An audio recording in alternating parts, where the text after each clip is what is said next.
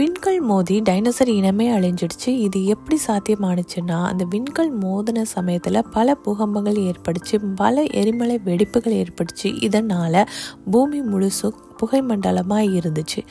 பல மில்லியன் வருஷங்களுக்கு பூமி புகைமண்டலமாகவே இருந்துச்சு. அதனால் சூரியன் ஊடுருவது கம்மியானுச்சு. அதனால் பூமியில் வாழ்ந்த உயிரினங்கள் எல்லாமே மொத்தமாக அழிஞ்சிடுச்சு, டைனோசர்ஸ் உட்பட. இது எப்படி அப்படிங்கிறத பற்றி இப்போ தெரிஞ்சுக்கலாம். இப்போ பூமியில் சூரியன் ஊடுருவலைனா தாவரங்கள் மட்டும்தானே அழியும். அப்புறம் எப்படி மற்ற மிருகங்கள்லாம் அழிஞ்சிச்சுன்னு நமக்கு ஒரு கேள்வி வரலாம். அது எப்படின்னா, நம்ம எக்கோசிஸ்டம் அந்த மாதிரி தானே இருக்குது, ஒன்று சார்ந்து தானே இருக்குது. இதனால தான் அந்த அழிவு ஏற்பட்டுச்சு. இப்போ தாவரங்கள் முற்றிலுமாக அழிஞ்சிடுச்சுன்னா தாவர உண்ணிகள் இல்லாமல் போயிடும். தாவர உண்ணிகள் முற்றிலுமாக அழிஞ்சிடுச்சுன்னா அப்போ அதை நம்பி இருக்கிற மாமிச உண்ணிகள் இல்லாமல் போயிடும். இப்படி தான் ஒரு வகையான டைனோசருமே இல்லாமல் மாஸ் எக்ஸ்டிங்ஷன், இதுக்கு பேர் தான் மாஸ் எக்ஸ்டிங்ஷன் சொல்கிறாங்க, சுத்தமாக அழிஞ்சிக்கிட்டே வந்தது. பறவை இன டைனோசர்கள் மட்டும் புலம்பெயர்ந்து வேற பகுதிகளுக்கு போயிடுச்சு. இருந்தாலும் சூரியன் ஊடுருவது ரொம்ப கம்மி ஆனதுனால, தாவரங்களே இல்லாததுனால அந்த பறவை இன டைனோசர்கள் கூட 1 மில்லியன் வருஷங்களுக்கு கூட தாக்கு பிடிக்க முடியல. அதுங்களும் சுத்தமாக அழிஞ்சிடுச்சு.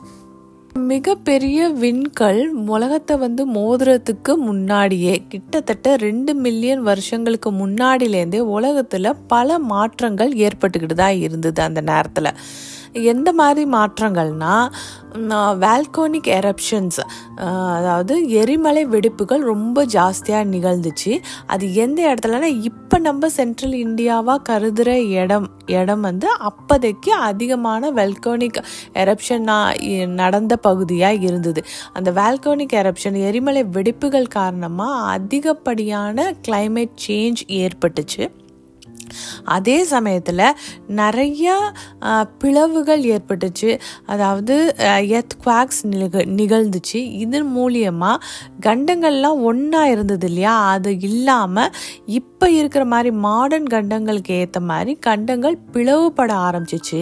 அந்த சமயத்தில் ஓஷனோட, அதாவது தண்ணி, உலகத்தில் இருக்க தண்ணியோட அளவு ரொம்ப ஜாஸ்தியாக ஆரம்பிச்சிச்சு இப்போ இருக்கிற மாதிரி. இதனால ஹோல் எக்கோசிஸ்டமே மாறிட்டு இருந்தது. அந்த நேரத்தில் வசித்த உயிரினங்கள், டைனோசர் உட்பட பல உயிரினங்கள் அழிவை நோக்கி போயிட்டு இருந்தது. ஏன்னா குளோபல் சேஞ்ச் நடந்துட்டு இருக்கு, கிளைமேட் சேஞ்ச் ஆகிட்டு இருக்கு. எல்லாம் அழிவை நோக்கி போயிட்டு இருந்த நேரத்தில் தான் ஆஸ்ட்ராய்டு மோதி இன்னும் பேரழிவை ஏற்படுத்தி, அதுக்கப்புறமா 180 மில்லியன் வருஷங்களுக்கு எந்த உயிரினமே இல்லாத அளவுக்கு ஆக்கிடுச்சு நம்ம உலகத்தை. நிகழ்வை தான் கிரீட்டாசியஸ் எக்ஸ்டிங்ஷன் ஈவெண்ட் அப்படின்னு சொல்லப்படுது. அதாவது அழிவுங்கிறது ஒரேதிரியா இல்லாமல் தொடர் சங்கிலி போட ஒரு விஷயங்களா ஏற்பட்டு அழிவை நோக்கி போயிட்டே இருக்கிறது தான் இந்த கிரீட்டாசியஸ் எக்ஸ்டிங்ஷன். இந்த நிகழ்வுக்கு அப்புறமா எப்படி பூமி உயிரினங்களை உற்பத்தி பண்ணுச்சு அப்படிங்கிறத இப்போ தெரிஞ்சுக்கலாம்.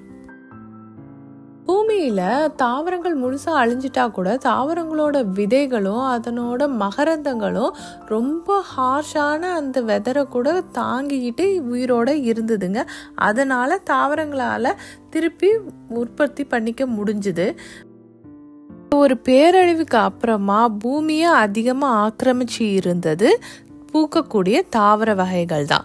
அதுக்கப்புறமா கொஞ்சமாக சின்ன அனிமல்ஸ் வர ஆரம்பிச்சிச்சு, விலங்குகள் வர ஆரம்பிச்சிச்சு. அதுலேயும் 25 கிலோக்கு உள்ளே இருக்கிற விலங்குகள் தான் அதிகமாக அப்போதைக்கு இருந்தது. அப்புறமா வந்த முதல் பெரிய விலங்குன்னு பார்த்தா காண்டாமிருகம் தான். டைனோசர் அழிவுக்கு அப்புறம் வந்த விலங்குகள் எல்லாமே இப்போ நம்ம பார்க்கக்கூடிய மாடர்ன் விலங்குகள் தான். அதுக்கு முன்னாடி இருந்த விலங்குகளோட உருமாற்றமாக தான் இந்த விலங்குகள் இருக்குது. அதே போல் பறவை இன டைனோசர்ஸ் எல்லாமே கொஞ்சம் நாள் கழித்து தான் அழிஞ்சுது.